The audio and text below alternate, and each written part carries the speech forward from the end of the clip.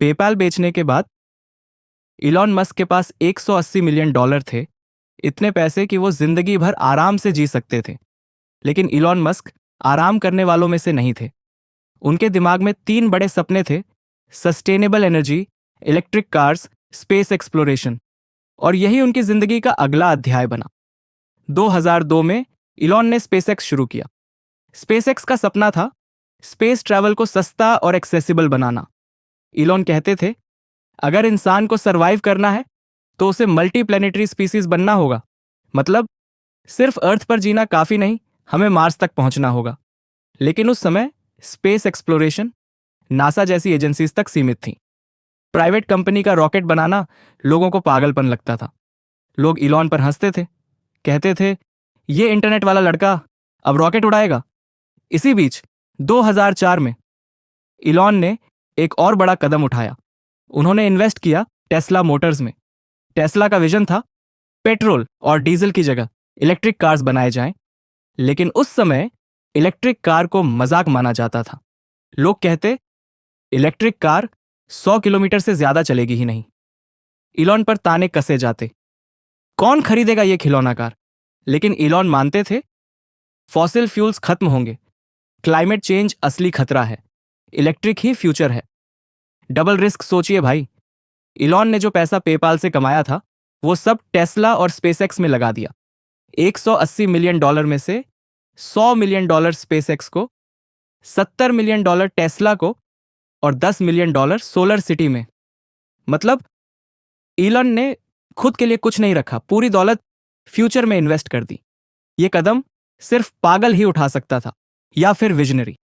SpaceX 2006 SpaceX ने पहला rocket launch किया। फैल्कन 1 लॉन्च हुआ और कुछ ही सेकंड बाद क्रैश। पहली कोशिश नाकाम। 2007 दूसरा लॉन्च, फिर क्रैश। 2008 तीसरा लॉन्च, फिर फेल। 3 लॉन्च, तीनों फेल। स्पेसएक्स का मजाक उड़ाया गया। लोगों ने कहा, इलॉन मस्क खत्म हो गया, यह आदमी सिर्फ पैसे जला रहा है। टेस्ला भी आसानी से नहीं चल रही थी। पहली कार टेस्ला रोडस्टर, लॉन्च होने में डिलेस, प्रोडक्शन में दिक्कतें, खर्च बढ़ते जा रहे थे। मीडिया कहने लगी, इलॉन मस्क एक धोखेबाज है, टेस्ला कभी सरवाइव नहीं करेगी।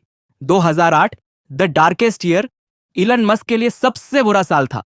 स्पेसएक्स के 3 लॉन्चेस फेल हो चुके थे। टेस्ला बैंक्रप्सी के कगार पर थी। इलॉन का पर्सनल पैसा खत्म हो चुका था। इलॉन के पास चॉइस थी, या तो टेस्ला को बचाओ या स्पेसएक्स को। लेकिन इलॉन ने कहा, मैं दोनों को छोड़ नहीं सकता। इलॉन ने बचे हुए आखिरी पैसे दोनों कंपनियों में डिवाइड कर दिए। सोचिए भाई, अगर चौथा रॉकेट फेल होता तो स्पेसएक्स हमेशा के लिए खत्म हो जाता। लॉन्च 28 सितंबर 2008 स्पेसएक्स का चौथा लॉन्च हुआ। सारा वर्ल्ड देख रहा था। नासा तक को यकीन नहीं था कि यह सक्सीड होगा। रॉकेट लॉन्च हुआ और इस बार फैल्कन 1 ने सक्सेसफुली ऑर्बिट में एंट्री कर ली। इलॉन की आंखों में आंसू आ गए।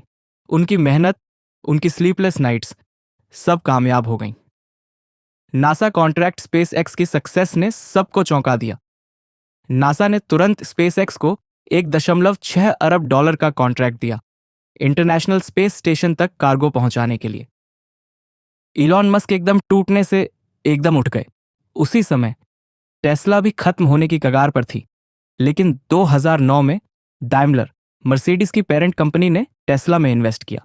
इस इन्वेस्टमेंट ने टेस्ला को बचा लिया और धीरे धीरे टेस्ला रोडस्टर मार्केट में एक्सेप्ट होने लगी। 2008 में इलॉन मस्क लगभग दिवालिया हो गए थे। दोनों कंपनियां खत्म होने वाली थीं।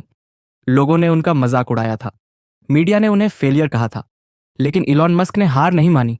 उन्होंने कहा था, When something is important enough, you do it, even if the odds are against you. मतलब जब कुछ इतना जरूरी हो तो आपको करना ही पड़ता है, चाहे सारी दुनिया आपके खिलाफ क्यों ना हो।